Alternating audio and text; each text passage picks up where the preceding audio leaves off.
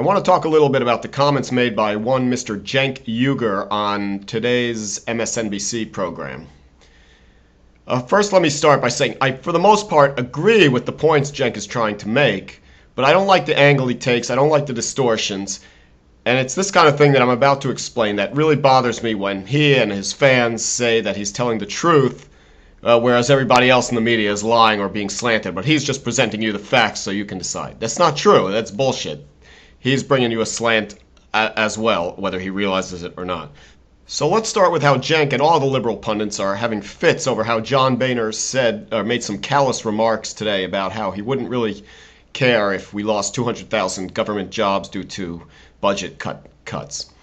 And of course, what Cenk says on MSNBC is that this is a giant backpedal, a renunciation of what Boehner and the Republicans campaigned on in 2010, which was, where are the jobs? Where are the jobs? Well, look, Republican philosophy is that they want to, in theory, they want to increase the number of jobs in the private sector. They don't want more government jobs. Of course, their campaign slogan can't be, where are the private sector jobs? They shorten that to where are the jobs. But yes, it's totally consistent with Republican philosophy, in theory, that they want to have fewer government jobs. So when Boehner seems to rejoice over the possibility of cutting 200,000 government jobs, or whatever the number is, that's not a contradiction of what he campaigned on. It just appears so because maybe of a sloppy, cheap slogan. But it's totally fine. And to not point that out is a distortion. It's a rhetorical trick to make Boehner and the Republicans look bad, but it's not exactly fair. And as usual, I would rather focus on their terrible policies than the way they did so little bit of hypocrisy that isn't even really hypocrisy in the first place. All right, so that's one. Now let's talk about this issue of the tax breaks for oil companies.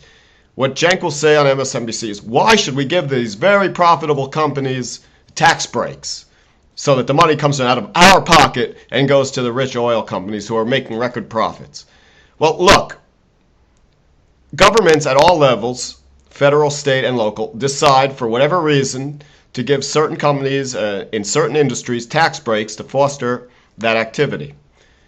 You can dispute whether you like that concept or not, or what the criteria should be, or what degree the tax break should be, or how it should be structured and all that. But that's what governments do.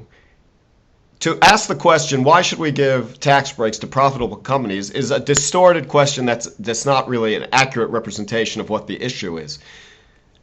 I don't want the government deciding to revoke a tax break just because a company is profitable. I want them to revoke a tax break because it's no longer in the national, state, or local interest to give them that tax break.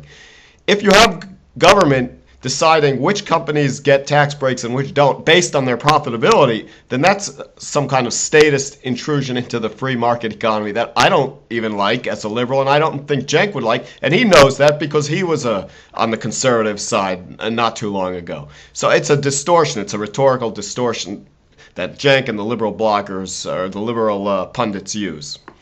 All right, let's now talk about taxes and the budget deficit. And the rhetorical question that Cenk will pose is, if the Republicans are so serious about cutting the budget deficit, why do they always want to cut taxes? Yeah, that's the Republican philosophy in theory. They want to reduce the deficit, they want to reduce the taxes, and they want to reduce spending. They're full of shit because they don't do that. But to criticize the Republicans as being hypocritical because they talk about wanting to cut the deficit but don't want to cut taxes or don't want to raise taxes is a misdirected criticism. You can criticize their policy as not making any goddamn sense in the world and being impossible and in fact being a total lie, because really out of those three things all they care about is cutting taxes. They actually want to spend more and they don't give two shits about the deficit. You can criticize them all you want for that, but you can't criticize Republicans for not wanting to raise taxes because that's not what they want to do. In theory, they want to reduce the deficit by reducing spending, not by raising taxes. That's not what they want to do, so you got to leave them alone. All right, finally, let's get on to Nathan Bedford Forrest. So the governor of Mississippi wants to put Nathan Bedford Forrest on a license plate, and Cenk asked the question, how can you put the guy who created the KKK on a license plate, and he leaves it at that. Well, listen, if you pose it that way, it's outrageous. And in fact, no matter how you pose it, as we'll see, it's outrageous. But you have to add, which he didn't on MSNBC, that Nathan Bedford Forrest was a Confederate general, a Civil War general. Generally, if I may use that phrase, generals are the type of people who might get on their picture on license plate. I mean, they reach a high level in society, and for better or for worse, I think it's disgusting. They're highly admired. So to say that he's the founder of the KKK, Haley Barbour wants to put the founder of the KKK on a license plate, is not a completely accurate depiction. Now, do I want to put Nathan Bedford Forrest on a license plate? No. Is it racist? Of course it's racist. I don't defend Haley Barbour one bit.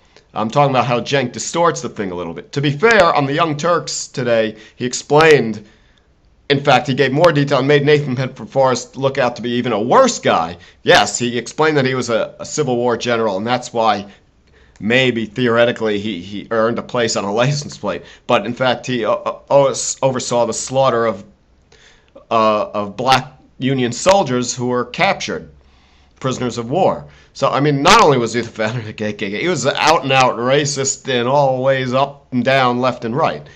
But present that. Don't just say Haley Barbour wants to put the founder of the KKK on a license plate.